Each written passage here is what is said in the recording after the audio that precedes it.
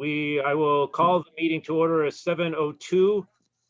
This is the February 22nd meeting of the Jamaica Select Board. And the first item on the agenda is the call for any late additions to the agenda. Perfect. Like it when there are any. And if there are, they can certainly go on the next agenda. So second item, to approve the minutes from the February 8th, our last meeting, the February 8th Select Board meeting. Do I hear any motion or any Motion to approve. Second. second? Any discussion? Any amendments, any changes, any? Hearing none? All in favor of approving the minutes, say aye. Aye. Aye. Any opposed? None. Any abstentions? None. So 4 in favor. Thanks. Perfect. Nice job, Sarah. Thank you. Second or third item on the agenda is want to introduce Martina Barnes.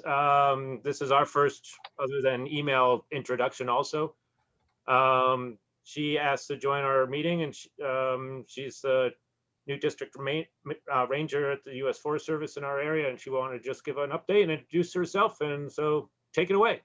I see you're on. There you go. You're off mute. Yeah. Hi. Good evening, everybody. Thank you so much, Greg, for allowing me to just say hello. I started as the Manchester District Ranger back in November, a little bit before Thanksgiving, and I've been trying to reach out to the various select boards that are represented in the Manchester Ranger District. There are approximately 30 or so towns. So there's a lot of interested towns and select boards, I hope, in the work that the Forest Service is doing in the district. In fact, Jamaica, I just looked it up, has 1,160 acres of National Forest System land. So it's pretty cool. And we're, actively working on various projects throughout the district, the southern, just so, I don't know if you know, but I'll just mention the Green Mountain and Finger Lakes National Forest. There's a portion of the Green Mountain National Forest that actually falls within New York State in the Finger Lakes. That's part of our general administrative unit. It comprises about 500,000 acres, and 200,000 or 250,000 or so of that fall within what's called the Manchester Ranger District. So just for context, and the Manchester District is sort of the southern half of Vermont, and then the Rochester and Middlebury Ranger Districts, those were combined pretty long time ago.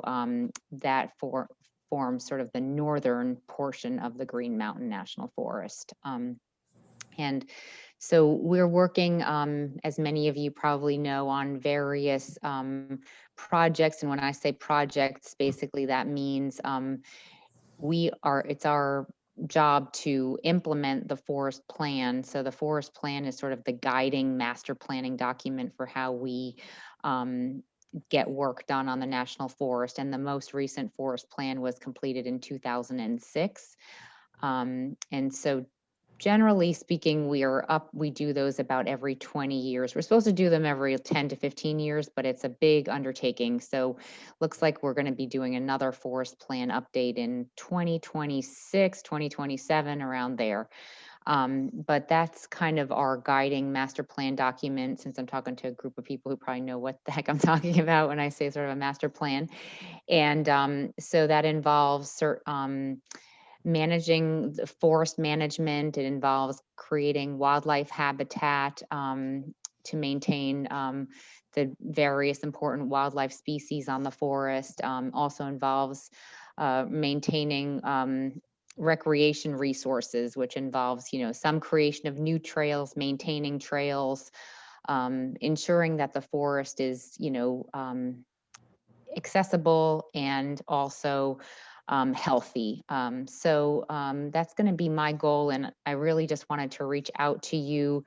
And to make sure that you're receiving through our SOPA, which is the schedule of proposed actions that I don't know, Greg, or if someone here is the town clerk, just wanted to make sure you're receiving the notices about our ongoing projects, because we obviously involve the public in all of our projects and get input and adjust, our projects as as is feasible with input from the public. So I want to make sure you're aware of any of our existing projects. And if you are not, I can make sure you're added to our mailing list to receive that information.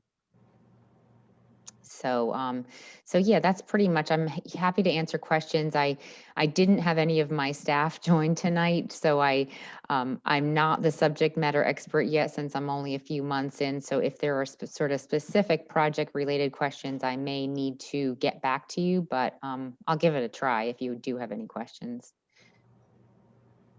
I guess I have more, not necessarily a question, but just maybe I took this out of one of your emails, just about what of these projects are taking place specifically in Jamaica at this point. I mean, whether it's, the classic kind of logging or other recreation and trails, any wildlife, I mean, all those types of things. I mean, rather than just the big picture, what's going on right here in I believe the summers, well, there were a few what we call integrated resource projects, which is that just means it's like a bundle of projects that are under one larger decision document that normally as the district ranger I would sign. And I believe the two projects that would include parts of Jamaica are the south of Route 9 Integrated Resource Project. And I can give you more specific details about that, as well as a more recent project that I did sign like back in November, which is called the Somerset Integrated Resource Project. As far as I know, both of those projects involve, they have recreation components as well as some timber harvesting. And we are a multiple use agency, so we do some selective timber harvesting throughout the forest to really primarily for the health of the forest, to try to create openings for wildlife and to encourage the regeneration of new forest growth. So I can get back to you tomorrow, Greg, with some specific locations in Jamaica that would be directly impacted by that Somerset and IRP and the south of Route 9 Integrated Resource Project. Yeah, that'd be great. I mean, like I said, I had no real specifics I was looking at, but I think that's from a community aspect. We can share that on our website. Mm-hmm. I mean, 1,100 acres in your scheme of things probably isn't a whole lot, but in Jamaica, it's like, wow, that's a nice chunk of property. And just for people to know what's going on, we value that as a resource, whether it's, economically or recreationally, those types of things. So is this, hi, nice Hi. to meet you. Thank you so Nice much to for meet you. coming. Yeah, sure. Yeah. You have a big job, and, of course we interact with some of the folks on your extended team at Bull Mountain, at Townsend Dam, and of course in the state park. But so I just wanted to make sure. So I just Googled the Somerset Integrated Resource Project, and up came what looks like a very detailed PowerPoint, right? So it must be the same thing, right? That's the project you're referring to. So it's interesting. It does not list Jamaica. Okay, so maybe so my apologies. I may have, I'm still right. learning. It's close. It's close. It's close. It's like skirts Jamaica. If I'm looking at the map correctly. But what was the other one? Just again, the south of Route 9? South of Route 9, if you could try, that's a project. So generally, as you know, the government, works slowly. So the projects that we quote unquote start, they go on for like at least 10 years. So that south of Route 9 project that I was referring to, I believe was started a few years ago and it's still like underway. And it would be called the South of Route 9 Integrated Resources also? Yes. Okay. All right. I just wanted to, Yeah, and it could be that, we may not have a quote unquote project specifically in Jamaica, but there's ongoing sort of routine work that we do as far as trail work and maintenance and that type of thing that wouldn't even qualify per se as a project, but it is the routine maintenance of the forest that we do that, yeah. So, but yeah, if you find out something, and I will look into that and get back to you. okay, thank you. So I'm sorry, I kind of rambled on there for a bit. So sorry to take up so much time, but if there's no other questions, I'll sign off so you guys can get back to your meeting and get on with your evening. Well, we appreciate your time. Thank you. And keep us posted for sure. Sarah is our town clerk. She's on the meeting here. So when you send something directly to the town, it'll probably be she'll be on the receiving end of it. So. Okay. That sounds great. Thank you. Great. Thank you. Have a great night. You too. Bye-bye. Okay, on to item number 4. Keith has jumped on the meeting to help us kind of sort through this. I mean, I'm sure he's dug a lot deeper than we have, but Terry posted up some of the quotes for the new truck. And I guess I'll let Keith take it away. I mean, basically, we're in the initial phases. We've got a truck, and you can cut into where I'm at, Keith. But the truck is a year or two, or maybe a little bit more out. I mean, every 10 years or so, these things kind of come due to replace, and we're in the kind of just the first part of looking into what we need to get and getting the ball rolling. So do you want to jump in, Keith? Just give a quick overview. Oh,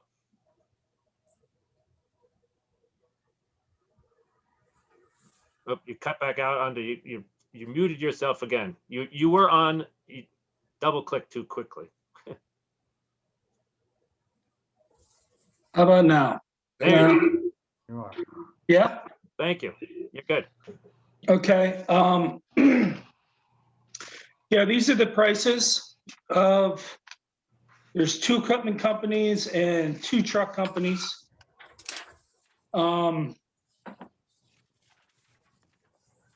I guess at this point, I'm just asking for questions to me. Yeah, so just a quick thing. I mean, I guess you explained a little bit to me earlier this morning. So there's basically this is a 2-step process. There's the frame and the infrastructure, the engine, all those types of components is one piece that gets purchased through one vendor, and then you just decide separately how to outfit it with all the other things that are needed, all the other regular dump body and that kind of stuff. So that's why there's 4 quotes. There's 2 for the basic, for the truck part, and 2 for the overall gizmos and gadgets. Right. The lower ones are just for the kind of the trailer, and then the higher one is for the accessories, or the delivery and ATG quotes are for the truck itself. Okay.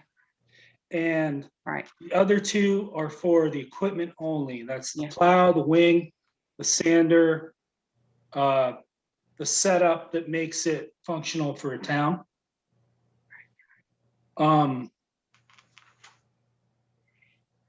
Traditionally, we've always bought International because the price point's pretty good. Their service is pretty good. They're close by. They did come in lower on the equipment portion of it. There's Viking Chavez and Fairfield. Fairfield is it's better equipment in my opinion. It's a lot heavier.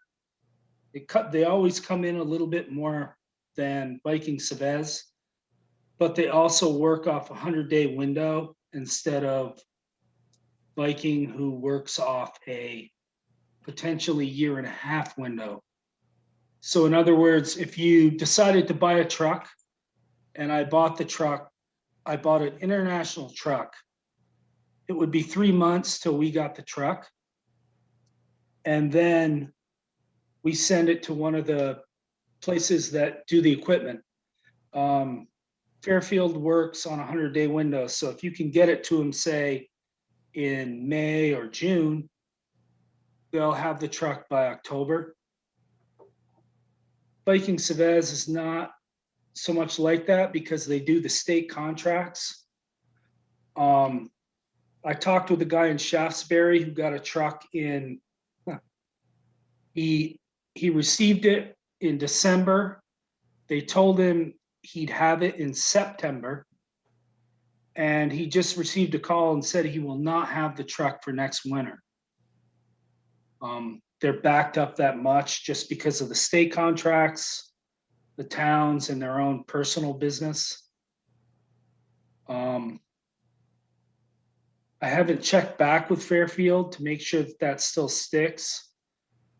But my choices are the international truck at 102, whatever it is, because I don't have glasses. And Fairfield, just based on the equipment, I feel is better. The two trucks are apples to apples. The two equipment prices are not quite that way. Viking Chavez is more of a state setup to spread salt.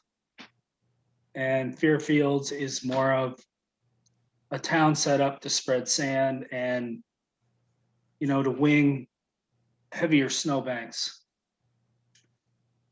We just always felt that they have better equipment and they have a better timeline to get it to you. Is that who we have now for, is that who's, or, I mean, I know there's multiple trucks, but have we used them before? Yeah, most of the time we've used Fairfield. We did purchase one Viking Chavez in 2014. And it's, you know, it's worked out okay. But, you know, at the same time, you know, we took the truck there in October and they promised that, you know, they said, you'll have it in December. And we ended up getting it in June. So they just have more business than they can do, really. Quick question, Keith. Sure. And I, you know, and I apologize. I haven't had an opportunity to look at these carefully to see if it's in, my question is answered in the bid. But in terms of these commercial vehicles, what is there kind of a corresponding warranty or some form of guarantee that exists for either the accessories or the base vehicle? How does it compare? I mean, does that feature in? They're both 3 years on the truck. 3 years meaning engine drivetrain. Okay. And I believe that the equipment is 1 year.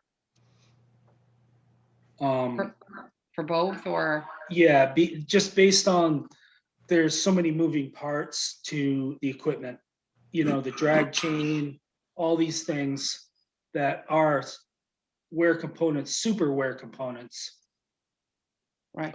In other words, the drag chain that pulls the sand out of the dump body is warranted for 1 year, but in reality, they only last 2 years. Do you know what I mean? Right. So there's not much of a warranty. I mean, a chain being dragged through sand constantly. It's just, it covers you for an extraordinary risk in case something happens in 1 year. Right. And so so just looking at, for example, looking at the, you know, international. Mhm. Actually, for, either of the two, yeah, but, so all of these unique, accessories that are gonna be, that are part of like the package, Right. so to speak. So the warranty is issued by International, or International passes it through to us, or they are actually the manufacturer of these parts? No, the truck itself is separate from the equipment. No, but I'm saying, like, if you look at the, 100,000 and change, Mhm. from internet, estimate from International, with Right. dozens of different pieces of, elements that are part of the basic package, I guess. Mhm. Right. So does it work like and again, I'm, like a car where, Yeah, exactly. okay. I mean, there's a certain amount there, like, there's 2 years on the suspension. There's Okay. 3 years on the truck. You know how it breaks down like that? Okay. All right, you so it know, is. And then I- in terms of the equipment, is it similar? So if you look at the Fairfield quote, Mhm. you've got about a dozen or so highly specialized pieces of equipment that get. So does Fairfield outfit? They've outfitted, and then they warrant the outfitting and the pieces of equipment Right, for a year. for a Yes. year. Okay. I mean, it's not optimum. It'd be nice to just buy this all together, but every town has different specs based on, the terrain of a town. Mhm. I mean, we spec our trucks a little heavier based on the hills, The miles of everything. road and the nature, right? Paved, We have unpaved, larger all of that. transmissions, Right. larger rear ends based on hills. Right, right. So it's specific to each town, not the warranty, but the way we buy the truck. It's Mhm. not like we're going to a lot and buying a car and choosing a color. We're choosing a transmission and a rear end, and we double frame the trucks. It's set up to last 10 years. And the truck that this is replacing, how did it do? How did it do? Yeah, did it last 10 years? Yeah, I mean, we still use it. We didn't have any troubles until last year, which is unusual because when we purchased the truck, it was at the time when the diesel engine manufacturers were trying to meet emission standards, and everybody had to like do the hurry up thing and get in line. And a lot of people had real big problems with our truck, that vintage of truck. We didn't until last year. We did have a pretty good sized problem. Right. Finally got rectified.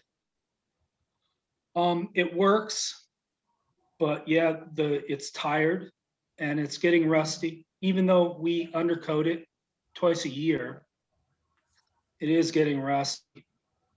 And like to replace a body, that would be $20,000. Mhm. And put 20,000. You're replacing the propeller on a sinking ship, essentially. Yeah, so what year is it? Are we at year 10 about for that truck?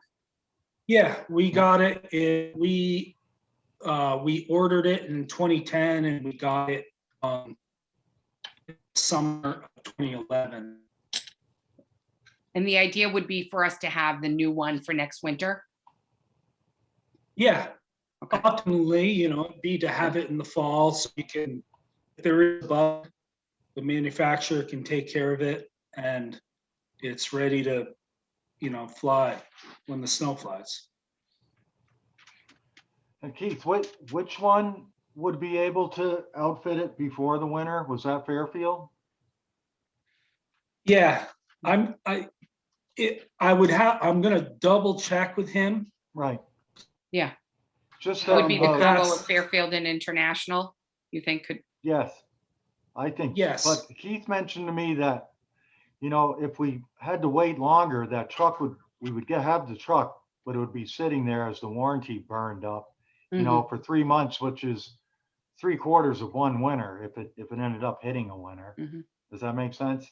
Yeah. And so you know, uh, are you aware of our financing options or? I haven't chased that really far. Terry mentioned that to me because when we bought the excavator, we financed it, Right. and it was relatively painless, over 5 years. Instead of just dropping the whole bomb and buying the truck, she wanted me to check with International about the finance options. He did say that he goes through several banks, and for municipalities, it's little to no interest, so it's fairly painless. You don't have to hit the equipment fund, and then just buy the equipment outright. That was my conversation with her. Yeah, I I'm- spoke I'm- with Terry some too about. yeah, I think that the I think there options. was some expectation that we could actually get below 3%, which would effectively be, Right. the town being paid to borrow money. Sure. So, yeah. There's So is that kind of the next step? Like, well, how does the process work from here? Well, as soon as everyone decides on something, I have to contact the truck manufacturer, and he has to contact the equipment manufacturer, because there's in the setup when they build the truck, the manufacturer of the equipment has to let him know where to put the battery box, how far the rear end is set back, so that there's no complications in the build. Mhm. So that's what I need to know, which one everyone chooses before I contact anybody. And then from there, I'll ask Delury about financing. And he said that wasn't a big deal at all for the truck. Yeah. Oh, not necessarily the accessories, maybe only the Right, truck. right. Paul, I see you had raising your hand. There it is, finger. Yes, this is a small question. Keith, Mhm. how many options do we have in this area for this kind of work? I guess I'm not sure what your question is. Well, here's what I'm leading up to. Yeah, what I'm leading up to, and I'm pretty sure I know the answer. I hope I know the answer. Trying to lead up to a sole source determination so that we don't have to get bogged down in the RFP process for this amount of money. And I believe, if I remember, you and I talked in the past, this is almost a sole source circumstances. You don't have a lot of people we can send RFPs to. You've got these two agencies. You've had good experience with one, bad experience with the other. That, in my mind, justifies a sole source determination so we can move forward without having to publish RFP. That's what I'm leading to. Right. Well, there is another equipment company, but they were recently purchased by Alamo, which 2 or 3 years ago purchased FP Fairfield. So if one bids, the other cannot bid. Oh, okay. So there was 3 companies in New England that did this stuff. And so if I contact Tenco, the other company that I'm talking about, Fairfield cannot bid. Gotcha. And so it comes down to 2 companies. And as far as the trucks go, these 2 bids are apples to apples. There are other places you can go, like for instance, Mack Trucks, but my experience in the past was he would say to me, who else is bidding? Because he said, I can't compete I sell Macs to people who buy Macs. Because they're $30,000 more. It's like being a rental car company and asking Ford, Dodge, and Chevrolet to bid on a compact car, and I want 5,000 of them. And you ask for a fourth bid from Bentley. It doesn't make any sense. Yeah. They So- can't be competitive. So what you're saying to us then is, truthfully, there are two agencies that really are selling and prepared to meet your demands. And so therefore, one of them you've had bad experience, one has had good. This, I believe, justifies a sole source determination, which then obviates having to go through the long RFP process. Does that make sense to the rest of Yeah, the board? it does to me, sure. Mhm. Yeah. In that case, I have no problem at all going forward with your recommendation for the international and the Fairfield deals, because you've had good experience with them in the past. As long as we meet our procurement guidelines, and this sounds like it because it's a sole source situation with your history, I'd vote to go for it. If that's a motion, I'll second it. Oh, If we need a motion to go forward until we find out how we're gonna finance, what are we doing? Yeah, I think, I don't know, I feel like we skipped a step Can we with that last decide on- conversation. Can So- we decide on what we want and then what do we do about the financing? I How we're think paying for Can it? decide. I mean, I don't know if this is what Jessica may have something else, but I think from my conversation with Terry is that there's enough money in our equipment fund to pay for this outright, but she was going to research whether or Right. not it made better financial sense to actually borrow for the portion that we can. So my thought is that that's an independent Okay, conversation that Exactly. we need to get this process going.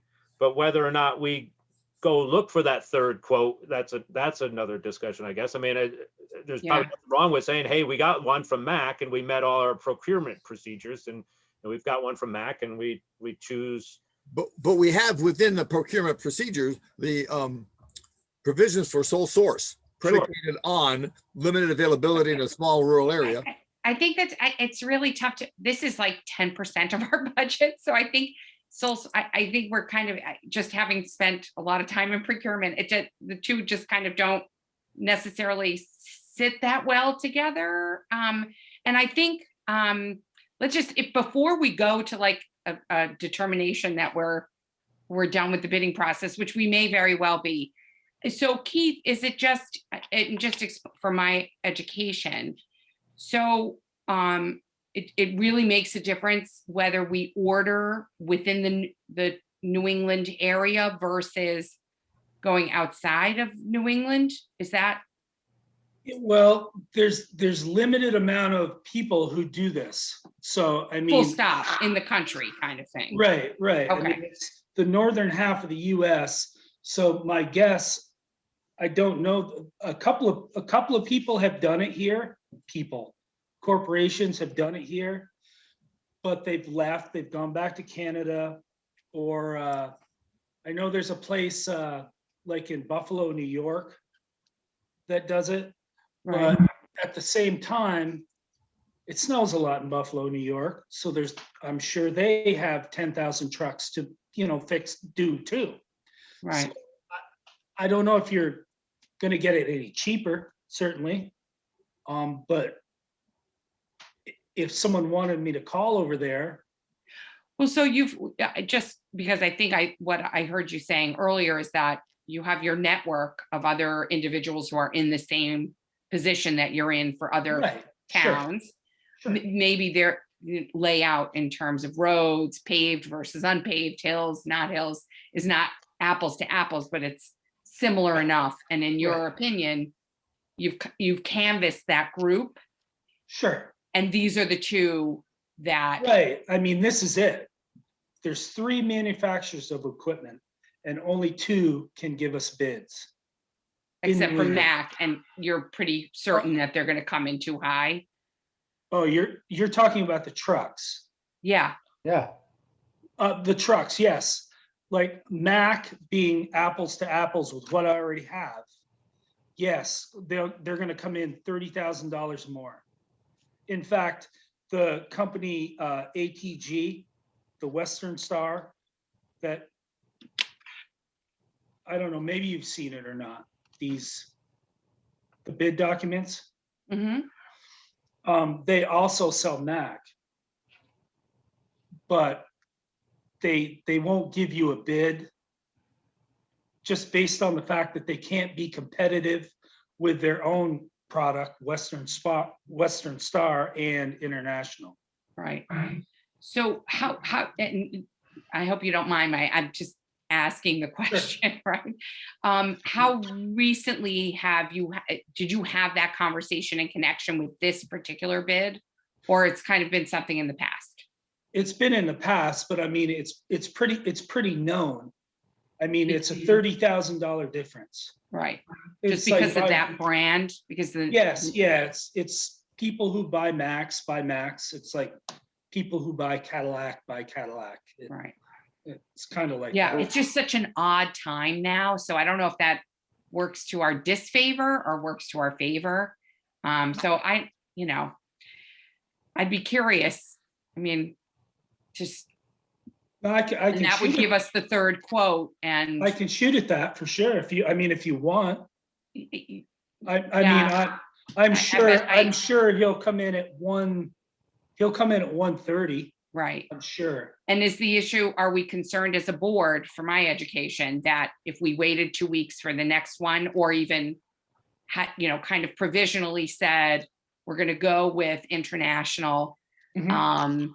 and we'll get a third quote from Mac, but unless it comes in significantly at or lower, we'll stick with our first choice. I don't know. I don't want to throw a wrench, but on the Right. other hand, Right. I struggle to say that this is not, that this is sole source. I struggle with that, but. No, I'm sure they're a lot more expensive, Mac. Okay. I mean, I can ask for it. But it's the last time I did this, the Mac dealer, he did balk at it. Because they're gonna put in some time. They're gonna go through step by step through the specs, and put 2 hours into it for me to say no, definitely. Right. Although we can't share with Mac what the other quotes are. So. Sure, Yeah. no, but Sorry, I mean, Andy, I see. he already knows because he is the Mac dealer. Right. The Western Star guy and the Mac guy are the same guy Same guy. Okay. in our area. Okay. So that's why he balked at me. The last time. Yeah. He based on International and Western Star. It's more of a. Andy, Didn't we go through this on the last truck? Yeah, I mean, the guy at Mac he really didn't want to put the time into it because he's also the salesman for Western Star. So I understand where Jessica's coming from on the third bid, but procedurally wise, if that's the right terminology, would we be all right if we went with the International and the Fairfield? I believe so. Yeah, I think so. Based on the fullness of this conversation, I'd be comfortable. I think so too. Me too. Yeah. Let me say one more thing. You got yourself mooted. I don't know why that keeps doing that. Must be I should be quiet. The service issue, I don't know if Keith spoke to that yet, but if we start looking way farther away, if we have to bring a truck back to the vendor for a broken frame or some major warranty thing. I just remember, I think I was on the board when we got the last truck, and it was a real fiasco with one of the bids. It has to be what Keith is talking about the one that we knew he wasn't interested. Was that the gray truck? Was that Richard's truck? I guess I'm not sure what you're talking about. I don't know. The last truck we got. I'm not sure still. Okay. Of what? I seem to be having deja vu here about One outfit was really difficult to work with getting a bid. ATG. ATG it's McDermott's in Right. Manchester, New Hampshire. Okay, I remember that. So that's like their center of operations, and they have little satellite places. One which is in Westminster, Vermont, Right. that does the Western Star, but like for max service, it has to go back to McDermott in Manchester, New Hampshire. McDermott's rings a bell. That's what I was saying. That's all I was asking. Yep, Paul. As someone who just recently sent a fire truck off to Massachusetts someplace because we couldn't get anybody to work on it, staying close to home seems like a really good investment in the future. Mhm. That certainly makes sense. So just a conversation I had with Terry today was there may be some zero financing, some 2% from V-Trans, something to do with that. Could pay for it outright. And there was one other option, but Yeah, I and think that's that we real should money think on of, $150,000. So I think yeah, that we should think about, getting ready to get another truck pretty soon. Yeah, my thought, oh, go ahead, Paul. I was going to make a motion to that effect, Mhm. that if we can agree on the package of International and Fairfield, to pull that trigger tonight and then start looking for the available financing options. It's hard to look for financing options if we can't tell the bank how much it's going to cost. So I would make that a motion to go with this for all the reasons stated, and then start doing the financing package after we've got a sense of, we can go to a bank and say we needed $150,000. but we're not going to go to the bank, right? I mean, this is all done through the equipment. I'll have to sales. second, I'll second Okay. that. I'll Yeah. second Yeah. that. Good. Okay, just double checking. Yep, I'm with you. All right, so it's motion on the table to go with International and Fairfield, seconded by Andy. Okay. Any now we further can have the discussion? All in favor, say aye. Aye. Aye. Any opposed? Oh, I said aye. Okay. So it's unanimous. So we'll move forward with those. Keith, if you could get the ball rolling and work with Terry to, make sure we get the best financing options. Thank you, Keith. Thanks, Keith. I'll talk to people the first chance I get when it stops snowing. Okay. And then I'll talk with Terry about the financing options and get back to people. Thank you. All right, thank you. Thank you. Thanks.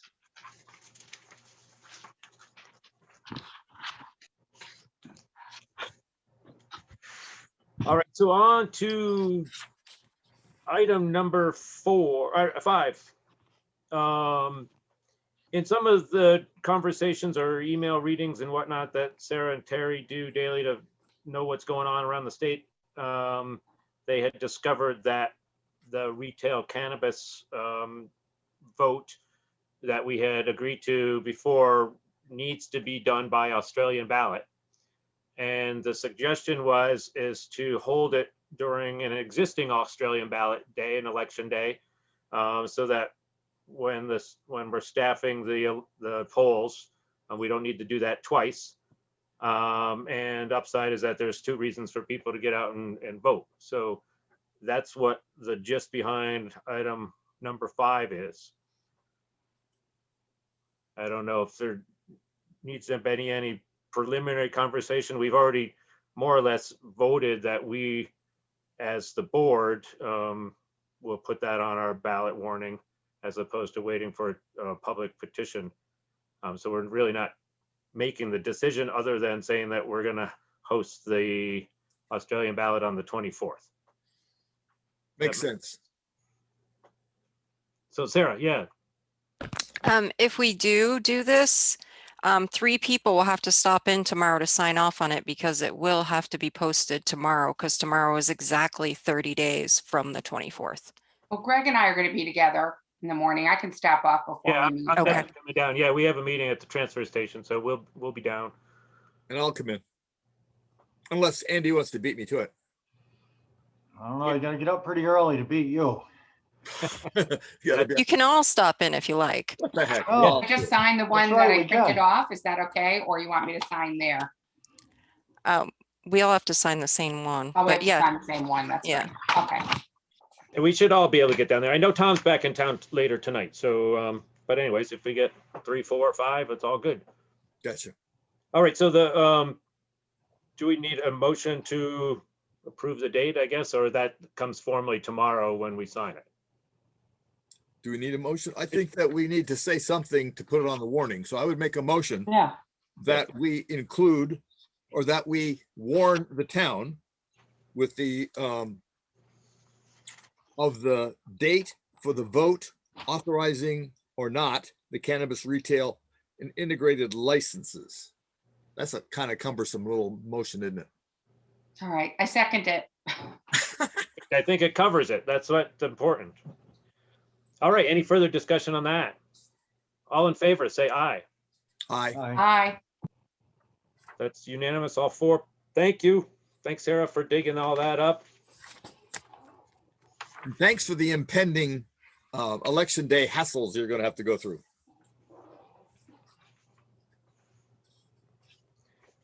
All right, so the next item, more meetings and hearings and warnings. Item number 6, to approve the warning for the hearings for town charter change. And according to pursuant, might be the right word, I don't know, that's a legal word, I'll let Jessica use that, but pursuant to Vermont law, we need to warn 2 public hearings prior to the vote of the possibly changing the town charter. So the town charter portion in reference is to allow us to appoint a so it allows to appoint a professional appraiser. And right now our town charter says that we have to have a voted board of listers. So I apologize for sending us a little bit late, but I've been working with Nick Lowe and Paul Gilly's office to get the wording of all this right. These are I sent some drafts. There's basically 2 options for us. One of them is, let me see, as he said, there's 2 versions. I'll just read from what he provided. Version 1 has the amendment as proposed. This would make sense if the town is not sure whether it will want to eliminate the elected positions for certain. So that gives us an option. It's version 2 would amend the charter to get rid of the elector's position immediately. This would be faster and cleaner if the town is sure that it wants to eliminate those elected positions. I know we've had a lot of discussion about finding listers. We're currently kind of in limbo right now. So Paul, I thought Greg, sorry, not Paul. Yep. It was Paul Gillies and Greg, right? Right, yeah. Other Paul.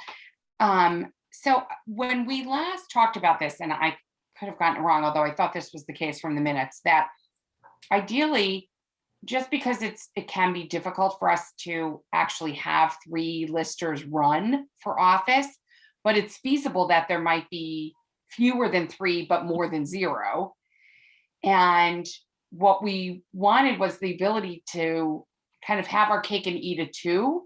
So as many listers as are qualified and run for office could run for office, and any gap we could fill under in section 8, I think it was. So what's the next section?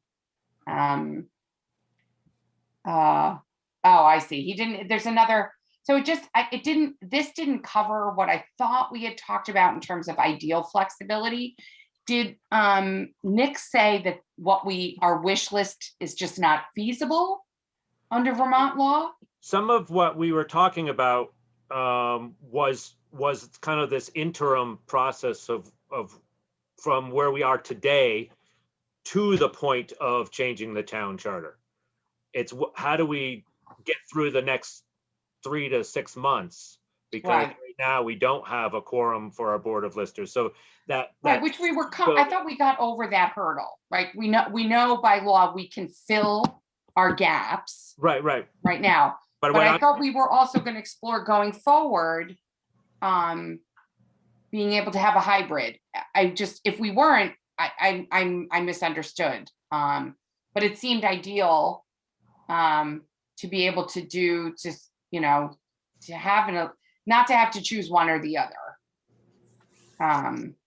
I admit that I maybe misunderstood also, because I thought that was only the interim process that allowed us to have the hybrid.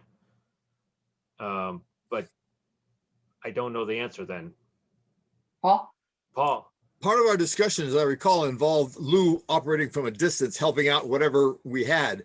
We really don't have any people to hold the job. We can assign people this sort of thing and he can help them out. But that's really just a temporary fix in lieu of a decision. And it occurs to me at this point, I have one question about this, but it seems to me we ought to make a decision. We've been putting this off for a while. I mean, we've had problems with staffing the listers for a number of years. So I'm inclined to go with let's call this whole lister thing off and move forward in the future. But we did talk about how to manage it until that time. It sounds like from Nick's letter, he says under version 2, he says this would be faster and cleaner if the town is sure that it wants to eliminate these elected positions. So that may be the easiest, fastest, cleanest way of doing it, is just to eliminate the lister job and move forward. Having said that, while I still have my little yellow box around my face. Yeah, I mean, I guess, I don't have a real sense, and maybe collectively others in the group do, how much more expensive it'll be for the town to completely satisfy this requirement, hiring a third-party consultant in essence to do it, versus having, you know, I liked the idea of a hybrid, because you might, you know, look, hopefully post-COVID, I hear that, you know, identifying 3 listers to run it's not necessarily easy, but we did have 3 listers at the beginning of this year. We don't now. I get it. I get that, but it is somewhat of a unique time right now. And I guess what I thought we had discussed, and it doesn't matter whether we did or didn't, but I just want to throw it out there, is the possibility of giving ourselves the flexibility of both managing our costs and at least in part, aligning our interests perfectly with a local, but having an independent third party to do part or all of the work if they have to. If that's too complex or, you know, not feasible from a legal perspective, then I get it. I just throw it out there. Well, I guess that actually plays into what you're saying. That plays into option 1, allows us the flexibility of whether or not we want to have elected listers positions. So by removing, right now, the town charter specifically says we have to have voted listers. So by making this change to the town charter gives us the flexibility of saying that we can still continue to have voted listers, but if we are unable to find them, then we can go to another option without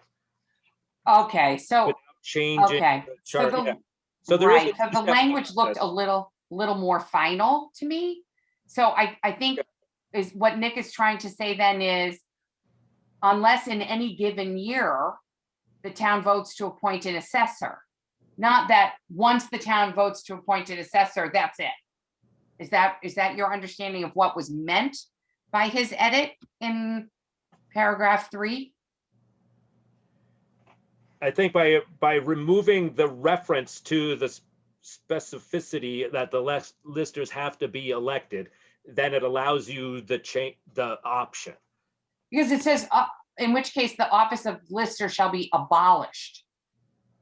To me, that I mean, abolish has a very particular legal meaning, which would mean it doesn't exist anymore, not just for 1 year, but it just doesn't exist. So I wasn't, yeah. I mean, this is a wording thing. If everybody agrees that we want it to be flexible and allow us, you know, there to be a change in any given year, then I think we just need to tweak this language. But if really what we're saying is that as a select board, and we might be, that we don't want to deal with electing listers anymore. We're a town that's hiring third-party consultants. Then I think we make that determination, but I would feel more comfortable knowing what the impact on our budget's going to be.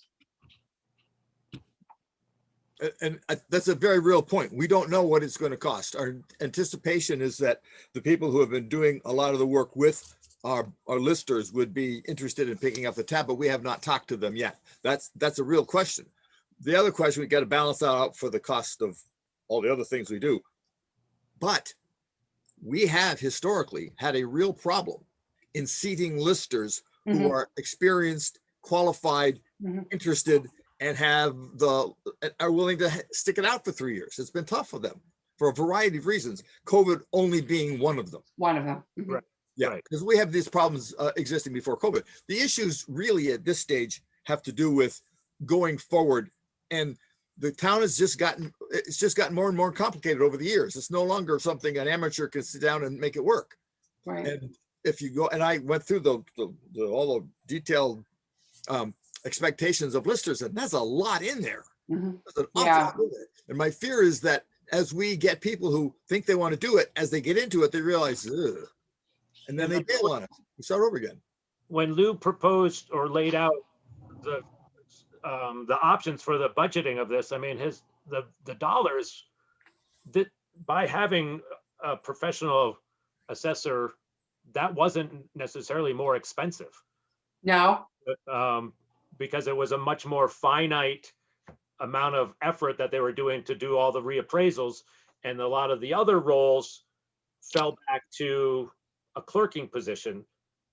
Not to say that Sarah or Terry aren't more expensive, but you didn't have to have three board members sitting there. You could have one clerk on an additional day of the week or additional hours of the day or that kind of thing.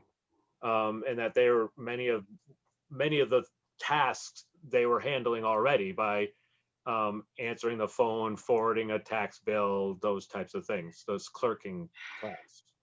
Yeah. And there was a discussion also about when Sarah, in a conversation of adding the Friday to the clerk position or whatever, however we want to manage that, that would be for the listers, the town office work for the lister's office in conjunction with whatever professional agency goes out to look at houses. And All right, I'm going to interrupt. Yeah. On this, how would, unless the town votes to appoint an assessor, how would that come out? Just 1 year, there were no listers to vote in? Is that what that means, or we just, or it's I don't believe it's written that way, Andy. it's The on way the it's warrant, written. or it's on the warrant that year we're going to vote to? You know what I mean? What I'm asking? Yeah. Right. How does that Yes, come about? Exactly. In the simple meaning of the words, it says, unless we vote to appoint an assessor in lieu of listers. If the town says, let's try listers for another year, 6 months down the road, they say, nope, never mind. Then we've got to have another town meeting to move forward. As opposed to, I still don't understand.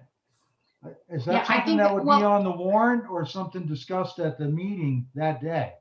If there were no listers? it would be in this isn't the warning wording says, unless the town votes to appoint an assessor in lieu of listers.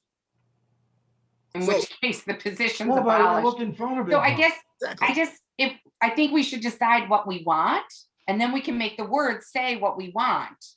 I don't think we have to be driven by Nick's draft. Correct. I Um, agree with that, by the way. if we want the flexibility, let's suggest something to Nick and say, Nick, can this work?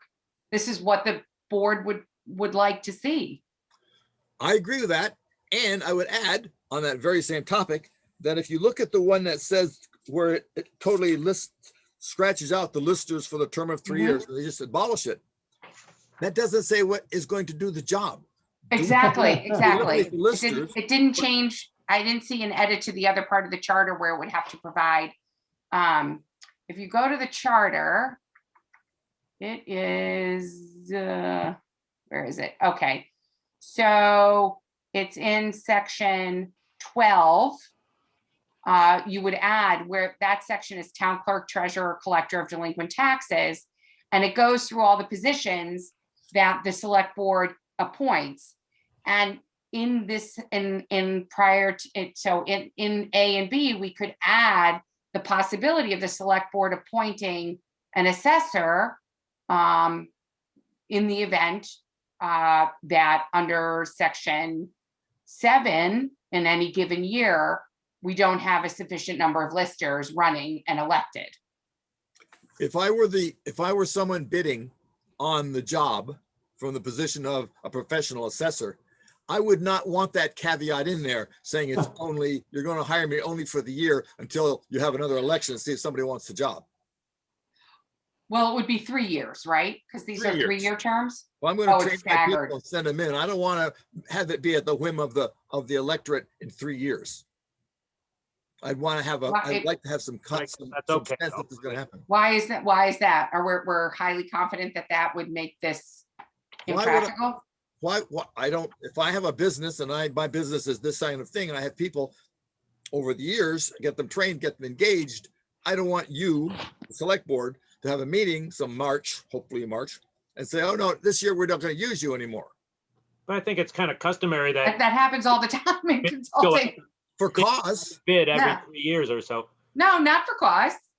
That happens all the time in consulting. I'm got a taking you for 3-year 6 months. I'm contract. taking you for 9. so we're going to hire somebody for 3 years. Here's my thought on this. I think that we need to address in one of these, preferably the one that says we're not doing it anymore, hire these guys. It's not in here. You're exactly right. It's not in Right. here telling us what we're going to do in lieu of not having listers. It just Mhm. drops them, drops the words, drops that paragraph. Right, out of it. right. Just- Like we just don't have listers. Yeah, and Right. it doesn't really say what it fits with. And I'm not Right. sure if we appoint them or hire them. I think that might be a wording we may need to examine as well. I think you appoint them, but you pay them. So we have a contract. We hire them as Right. a contractor. They would then be a subcontractor under the town. Or a contractor to the town, however. Right. But that wording isn't in here at all. That will have to be parsed out a bit. Great. Yeah, I think what Jessica said, it needs to be added into that section 12. Yeah, but both 12A and B. Yeah, And then actually it really kind of runs through the whole thing. I'll have to look at it more carefully, but It does seem like it goes through several different pieces on that yeah. charter. Mhm. So my suggestion would be that we take this exact question back to Nick. Sarah, how much time do we have to get this thing ready? tomorrow also, No, tomorrow's for the, No. but also, No, we were gonna do this at the same meeting. no, the vote is not the select board, is not the town meeting. well, The we vote need is to, being held in March for the school board. right, but we need to warn the hearing. This, We need to warn 2 hearings, one of them not more than 30, not let 30 days, and then the next one has to happen within 10 days of the of first that one. second my And point, because it's called by the municipality, we can make changes in between the first and the second. my But we point have to, is it has to be 30 days before the first is the warning. 30 days before our town meeting, correct? Well, are Yeah. we doing this at the town, we're voting for this at the town meeting or We're at the, warning- This No, is a the town- warning that goes into the town meeting. We're voting this at the town meeting. oh, Correct. we are, okay. So Well, we the have plenty items, of time then, right? well, that's what I'm asking Sarah, Well, how much time we have to work with. We don't necessarily, here's, I think I got the date thing. Town Okay. meeting's the 1st. 30 days before that, give or take, is April 1st. Right. Our means we have to have No, one, it Between has to 30 be and 40 days before the first. right, which is now. What? What's 40 days before the Well, first of not May? exactly.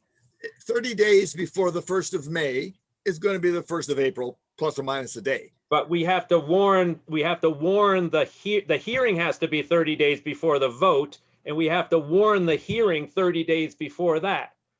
What? Actually, there needs to be 2 hearings. Time out. Exactly. Whoa, whoa, whoa, There's a whoa. minimum of 2 hearings. Time out, time out. Guys, you're mixing things up here. The vote that we are going to have mixed with the school vote, we just voted for that warning that That's- has to do with the That cannabis. has nothing to Got do nothing to with, do with this at all. absolutely. So that's the time issue. The 1st of May is the meeting. We have 30 days, between 30 and 40 days. So we've got to have it before 30 days before May, which is the 1st of April. But we've got a 10-day window prior to the 1st of April, which makes it somewhere in the middle of March, by my guess. But we have to warn that hearing. Right. I'm not quite sure what Paul just said. What are you So talking about? If What I could hearing are we just try, talking I about? have the statute open in front of me. But what I'm saying is there isn't a hearing. I don't know what hearing you're talking about. We're talking about Can putting I, it can I on- start? There Is- has is to it- be a hearing for a town charter change. There has to be 2 hearings. 2 hearings. 2 but hearings. it's in the same window frame, right? So can I just start from the beginning? Yes, Sure. go Let's ahead. imagine it's day 1. We issue the warning. On day 30, we can have the first hearing. Okay? By day 40, we have to have the second hearing. Wait. Oh, That's what the statute states. And we can make changes to the charter between the first and second hearing because we as a municipality warned the change rather than it being coming organically through a vote of the town. Mhm. all right. So my concern about what you just said was the starting point. It's not 30 or 40 days from when we adopt this. It's 30 or 40 days backed up from the 1st of May. So you got the 1st of May, then you back up 30, then you back up another 10. You back up 40 days from the date of vote. Yes. At least 40 days from the date of vote. From the Because you date of the didn't, town you meeting. know, Exactly. Not right, a problem. That's someplace in March. right. I agree. So between the middle of March and the end of March is when we have to have this together, correct? But my question is, and I don't know the exact answer to this, I believe you have to warn the hearing 30 days in advance also. And The first, you have to warn 30 days in advance of the first hearing, right, not the second. right. 'Cause- And then the hearing has to be 30 days in advance of the vote. I thought it was 10 days. Oh, Mm, Okay. That the first hearing has to be at least 30 days before the vote.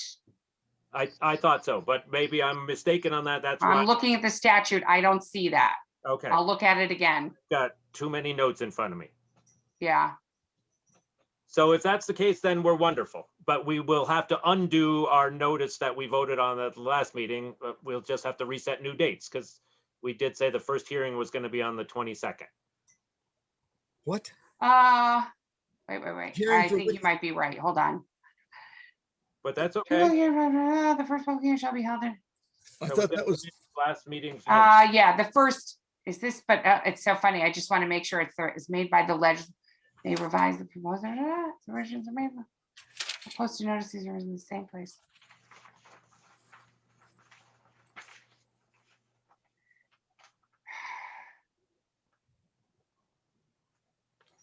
we have in the minutes, it says Tom made a motion to have the hearing for the charter change on March 22nd at 6 PM. The second by Jessica. The warning will be on the February 22nd agenda. That's what we've got right here.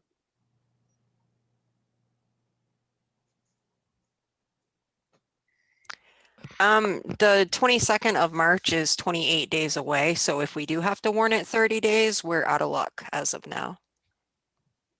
I don't see that in, No, it's not that it has to be warned 30 days. You're right. It's that it has It's to 10. take place 30 days before the vote.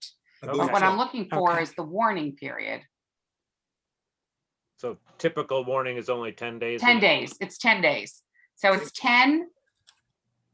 Between 10 and 30. Bad. I thought we needed 2 30s in here.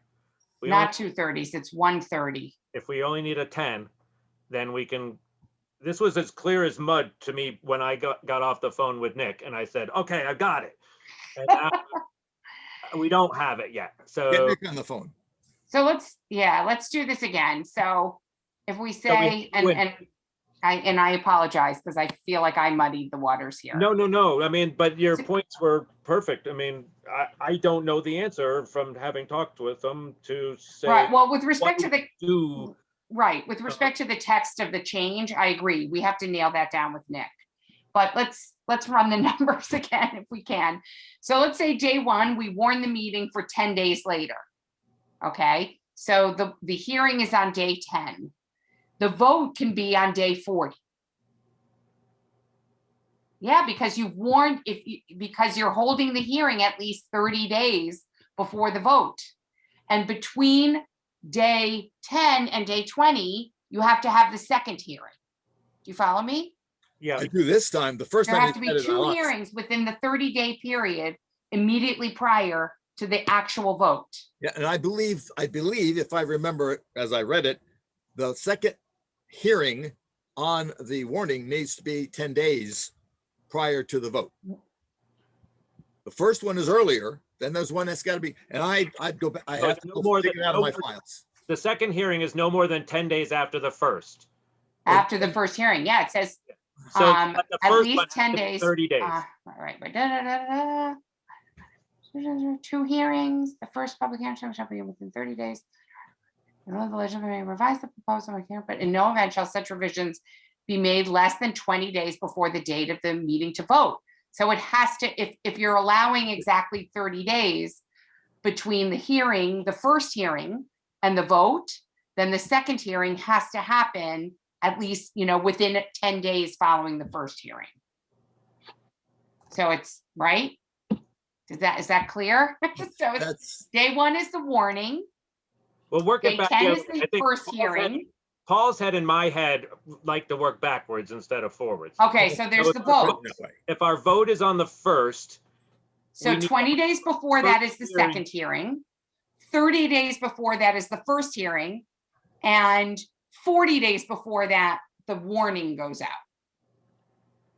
Do you get it?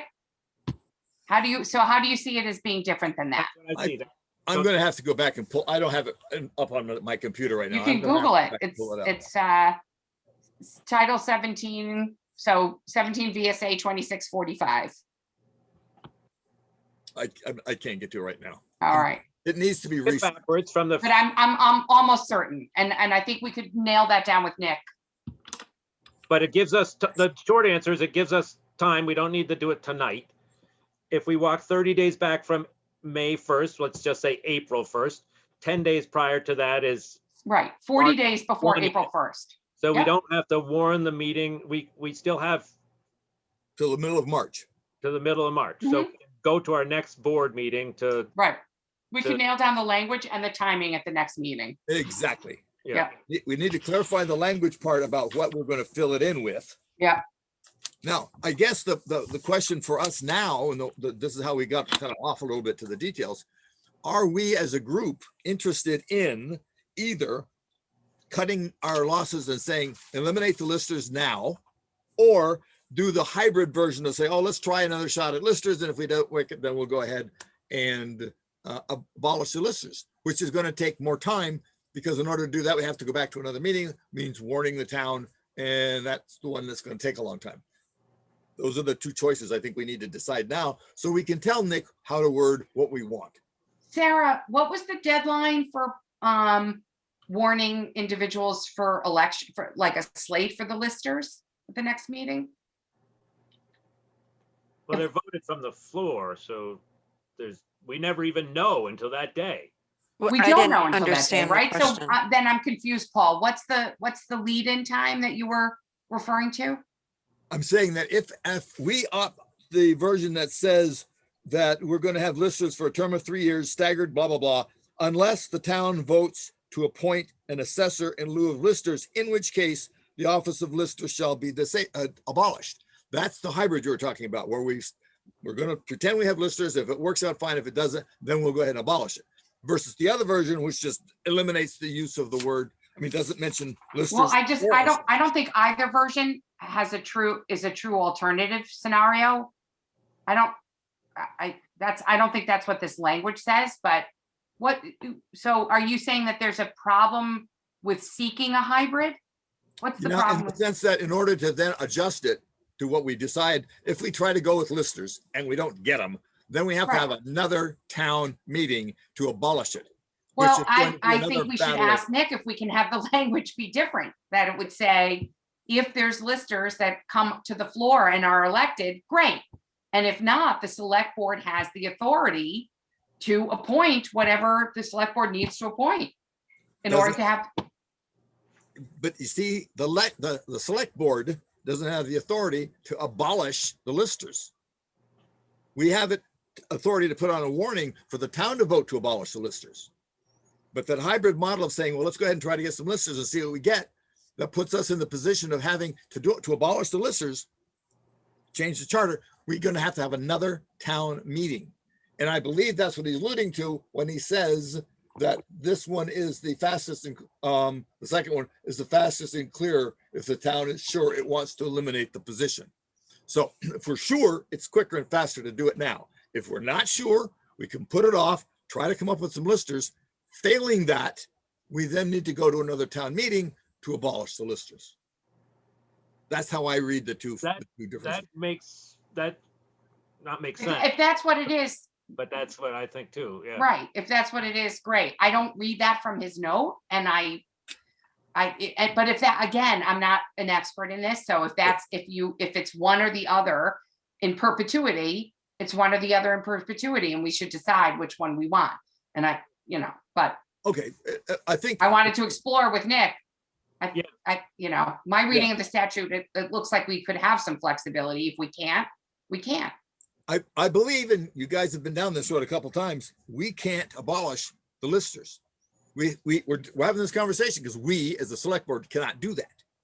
That's why we're having this conversation, having to change the charter. So if we can't do it, we can't do it. So we have to go through the steps. We either change the charter and abolish the lister as a group, or go for another hybrid, which is, again, kicking the can down the road again. And having kicked this can for a couple of years, I'm not inclined to do that anymore personally, but Yeah.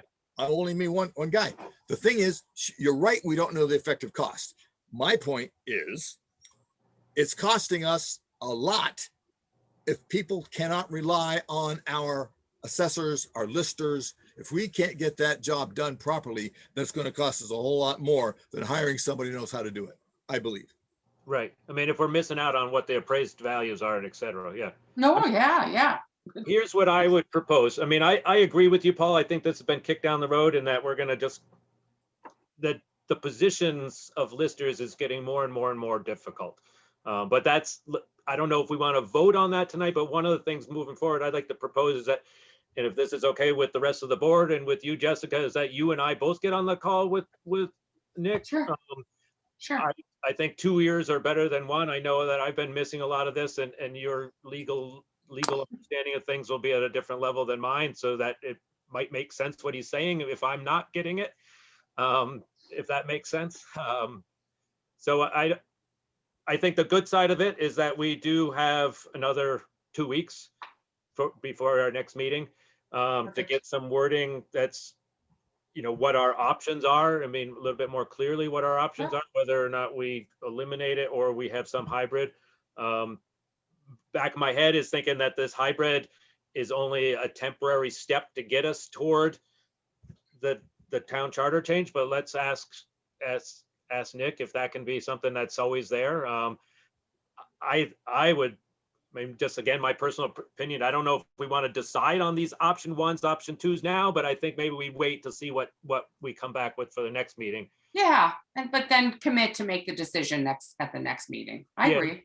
And in the interim, maybe we can get a sense of the cost by talking to the people who Lou has historically worked with. Mm-hmm. That firm that's been coming for years and years and years and knows the town and knows what it takes. If we can get a sense of them, what this sort of thing would cost, that would be real valuable as well.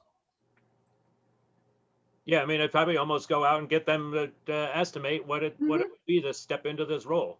Give us an estimate, or have Lou ask Lou first. Yeah. Yeah. And Well, Lou's very willing to help in whatever way he can, but he's, somewhat legally bound on, he can't do everything. He's got a good working relationship with these people he's had for years. I think that's a good start. Yeah. Okay, still as clear as mud. It's not straightforward and it's a really important decision. So Yeah, and it plays into our transition too. I mean, how do we transition and how do we, and I think it's a future item on tonight's agenda, but maybe when we get there, we can talk about saying, let's table that one till yep, next meeting too, when we get a little bit Mhm. more clarity on what our options are. exactly. But okay, Except that we're running out of tabling options because our next meeting is in March. right, no, but I mean, rather than decide, we're not gonna appoint a board of listers tonight.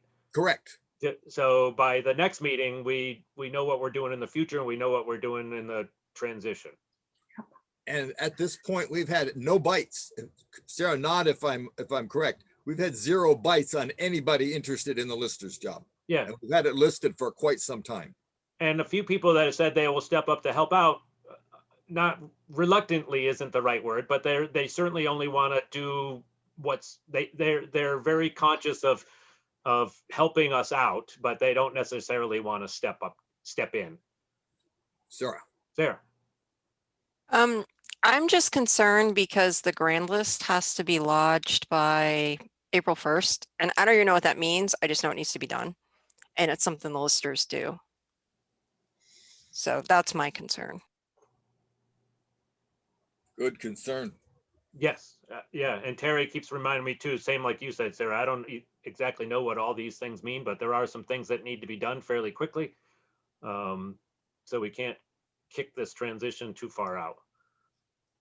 Concur. Okay, so is everybody, I don't know that we need any kind of resolution, but Jessica and I will convene with Nick and figure out what our options are. Yeah, and let's add this, the next step of the grand list to our discussion so we can make sure that's going to get done. Yeah. And Lou might have something he can offer on that as well. Yeah, I'm sure. Someone will talk to Lou? Say again? Will We can, someone I mean, talk to I'm Lou? happy for Greg and I to talk to Lou also. Yeah. I mean, I have spoken with him several times in this process, but it certainly, we should talk to him again, yeah. Just about this one issue of both the hiring someone and also just making sure the April 1 deadline is met. Yeah, Good. I vote yes. Yeah.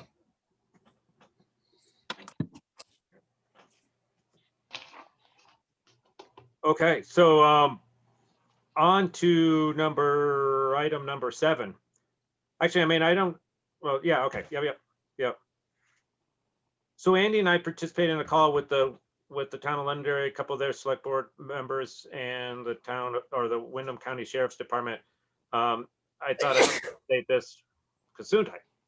Right. I'll muffle it next time. I'd update this just, I mean, really, there's no decision or anything that we need to make. But we thought it was great that we were kind of participating or called in to participate in this as potentially to benefit by having a, I mean, I'll maybe some of this is a repeat, but the Londonderry approached us to, if we were interested in, I don't even know how it was worded, but basically we contract out for 20 hours of time through the Sheriff's Department, and Londonderry was interested in doing the same. And the Sheriff's Department came back and said, well, if you guys mutually agree, I mean, just commit, it'd be independent contracts, everything else being separate. So on our books, on our paper, nothing would change. But by having that commitment from the town of Londonderry, the Sheriff's Department would be able to hire a full-time sheriff who would cover just Jamaica and Londonderry, 20 hours in each town, independently paid, everything else. But the win-win for each town was that their hourly rate would go down, and that we would have somebody who they attempt to hire somebody who's living in the community, so that we'd have a more contiguous, I guess, sheriff's coverage between the two towns. So did I butcher that, Andy? No, really what needs to happen is if Londonderry presents, if this passes at their town meeting, they decide to spend to allocate some money for the sheriff's department contract. Each town, just my take on it, each town having the contract would make the price go down a little bit for both towns without anything to do with each other. In our case, it would be, they would owe us some time, or how was that gonna work? First things first, Londonderry has to commit to a sheriff's department contract before it has any effect on us at all. Me and Greg met with them. I sort of gave him my feelings as a board member, how it has benefited our town. That was a good part of the meeting. The sheriff and his captain was there and explained what they do. You know, I didn't know that the sheriff, his only job really is to serve papers. That's what he gets paid to do. And that his salary comes from the state, but the rest of the sheriff's department runs on contracts pretty much. We learned some other things, but if Londonderry went for it, we could get increased coverage for our same contract amount, or it would cost us a little less. Is that right, Greg? Yep. And this would be starting next year's contract. So next Yep, June. July So we're 1st. now, so we've got it budgeted at the full amount, and we could say, okay, we're going to use that extra money for extended coverage, or we're going to save it as a contingency or bank it. Whatever. That's pretty much what it was, and just some chit chat about this and that. Yeah. No It was decision. kind of a just long eventually. meeting, but I think, and they asked, you know, if the select board needed more information, if me and Greg would come and talk to them about how we've benefited or our experience with the sheriff's department. Who does Londonderry use right now? They had a $5,000 contract with the state police. Boy, I don't want to speak for the state police, but it sounded like they were having trouble fulfilling that amount of money. Was that the case? They were having trouble getting what there it boiled down to. Yeah. just because the state police are stretched thin right now. So really, They this had is tried to contract them for a lot more than that before, and they were unable to commit. Hence this discussion of getting the sheriff's department contract maybe. okay. So And the two towns being so close together would benefit both. You had to be there to hear the sheriff. yeah, this the sheriff, I assume, is in favor of this. No, of course yes, he is. Yeah. Yeah. Yeah. So I'm willing to work with both towns, and Greg and I, at least I learned that they don't, a big part of the contract difficulties are, we may be losing our sheriff that lives here in town. He may be taking up another opportunity in the military or something. So That's right. one thing that our contract doesn't get charged for is travel time. And so another caveat was that the sheriff was looking for someone, a new sheriff from Londonderry or somewhere closer, so he wouldn't ever have to incur the expense of travel time, or worse, pass it on to future contracts. So that's really, nothing really has changed for us. Yeah, good. Again, just more FYI, I guess. Any other questions or anything on that? Well, So I think that gives us a good sense of what we're gonna have to face, right? yeah, So, thank you. yeah, I think it was a good gift to get. Yes, it's not going to be any more of any hardship on us, no matter what happens. Right. So it's not going to be a reduction on our services at all, as long as they get another sheriff. Maybe an increase for no more Right. money. It's the cost may go up, right? Yeah. I don't think so. Or the cost may go down. They've committed Well- for next year's contract that they're holding the rate. At 52 Yeah, an but what hour. about travel time? I thought that's the No. thing that, No, No? he said that he never charges travel time. oh, he never, I'm sorry. I No. I No, was we're all not, I good. guess, The not only hearing you thing- well. If Londonderry went for this, we would get some extra time, or we could use it for the next year contract, or get some hours added on the next year. But we would have to decide whether we wanted more coverage. Are For the they, same money. when are same they money. making, when's the decision? It's Well, at they the gotta, meeting, there is but none. They gotta decide whether they want a sheriff's department contract. Londonderry. town, have- Town meeting day. town meeting, On town meeting day, okay. Yes, it's an article in their town meeting. Right. right.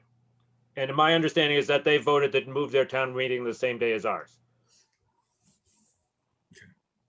So, okay. Item number 8, just an update. I know we talked about the speed science, speed study. I'm not sure if any of that has moved along, but I think it's a work in progress. Our goal is to have some speed signs up on Route 30 by the time the ground thaws. I know Tom had gathered some of the data off of the existing signs in town. I'm not sure how that's been crunched. Andy had spoken with some of the Windham Regional. Yes, I can give you a little information about that. Sure. I think they may have misunderstood me. I just got the information that we already had got, that Paul in that committee had. They sent me the studies results from this past summer. I didn't get any information about past studies on Route 30. And if you want, I can ask the sheriff's department if they have any data left from when the speed carts were in town last year. Terry didn't know if that's what V-Trans wanted, what kind of information they wanted to put the speed signs in the village. That, Yeah. So that's so what, I didn't go ahead and ask them until I ran that by you, or to see if we need that, or we need a new speed study, or what's going on.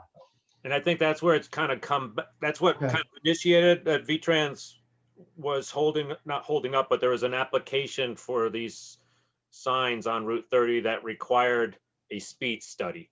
And we're trying Yes, to see what that entails, whether or not we need to do anything more, whether or not existing studies are sufficient, or the speed carts and the radar, the speeds and things that we've already picked up from the speed car, and those would be sufficient, or exactly what they're looking at. So we're kind of coming at it a few different ways. I mean, we all see that's positive, we all see a positive side of having these speed signs coming into town. But because they're on the state highway, we're kind of governed by how they go about it. could I just ask Paul something? Paul, do you know if, and I can ask Windham Regional directly, but do you know if Windham Regional can do a study on Route 30, or is V-Trans do that? That was my question. I don't have the answer to Okay, that. I'll ask now. Yeah, because I know the state wanted one, but they didn't, the stuff I saw didn't say who had to do it. They just said, we Okay. need a speed study. No, And I'll perhaps- ask, I'll call and ask. Okay. I'll call Windham Regional. I'm not calling V-Trans.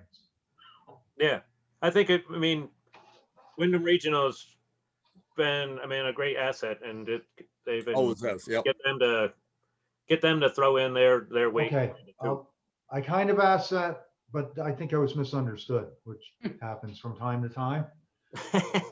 No, All righty. Well, thanks, Andy. And item number 9, I think that's what I was alluding to before. Let's kind of sort through things first, as far as the whole board of listers. The only one thing that I want to point out is that when everybody's in there signing the cannabis warning tomorrow, to sign off on what's called the PVR 4155, and Lou and Terry, I guess, had worked on this before. This is basically just saying that there are no appeals or suits pending. This is part of the process of the grand list approval process, I guess. I don't know exactly what the steps are, but it needs to be signed off on, that we attested to it, that there are no pending suits. Make sense? One more thing to sign tomorrow. sure. All right, and then just a quick update on the planning commission is working on the timeline and the town plan adoption process. I think we might have discussed it at our last meeting, but Brian's working on that, and he's going to have in the near future, just a time frame. This is gonna play out over the course of the summer. I mean, it's a fairly detailed process of bringing in all the other towns and all the other steps that we need to do to certify our town plan. There's a certification process that Sarah will be kind of documenting and will to be continued. So primary reason for not redoing, but to amending the town plan is to bring in the energy portion of it. And then there's some flood zone stuff that's changing too. So they'll outline all of that. So that was the update from the Planning Commission. And I was going to say any questions, but don't ask any because I don't have any answers. More to come on that. So I believe there's been a liquor license request for this place right that I'm sitting in right now, actually. Oh. I'll have to abstain from any kind of voting, but I don't know how this actually even normally goes through, even if it's not my liquor license. So what we do is we ask Sarah if all the paperwork came through with the allotted fees and signatures, and she's nodding yes. So I would make a motion that should it appear on our agenda, I don't even know what's your official name, Greg? Blue Dot Beverages is our official LLC name. Okay, I would make a motion that we grant the liquor license for Blue Dot Beverages. Second.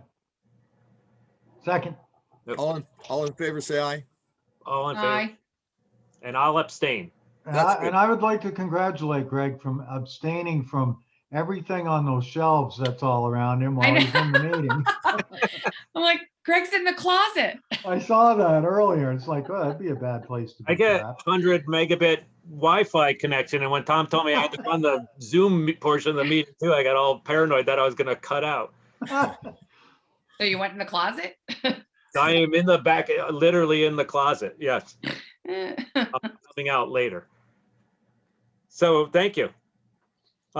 Any other public concerns? On to item 12. Anything above or any new public concerns? Our public tonight? Our public.